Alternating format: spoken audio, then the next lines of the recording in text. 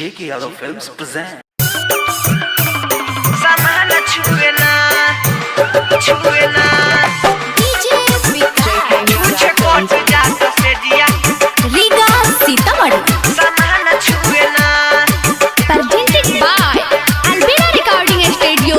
Simra सामान छुएना रात बहरा से आइले भतार मुआना ये सोच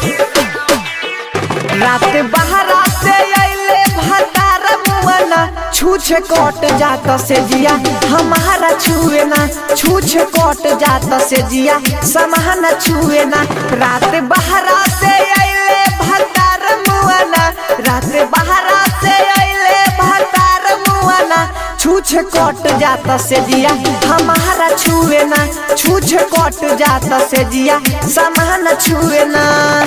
डीजे सामान छुएना रीगा सीतामढ़ी छुछे कोट जाता से दिया सामान छुएना देखिए करो चलो न जिया हरे लागे 10 गो स्वाद मिलल बहर है बहर देखिए करो चलो न जिया हरे लागे 10 गो स्वाद मिलल बहर है बहर हमरा दिलवा के दर्द कबो बुझना हमरा दिलवा के दर्द कबो बुझना छूछे कोट जाता से जिया हमारा छुए ना छूछे कोट जाता से जिया समान छुए ना डीजे सामान छुएना रीगा सीतामढ़ी छुछे कोट जाता से दिया सामान छुएना रोजो बीत जाता छूछे हमारा रोतिया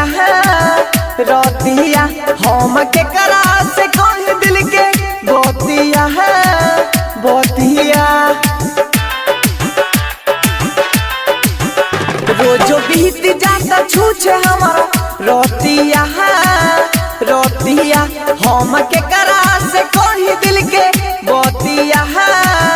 बोतिया माजा हिक भर न लेला प्रिंस साजना माजा हिक भर न लेला राकेश साजना छूछे कोट जाता से जिया हमारा छुए ना छूछे कोट जाता से जिया समान छुए ना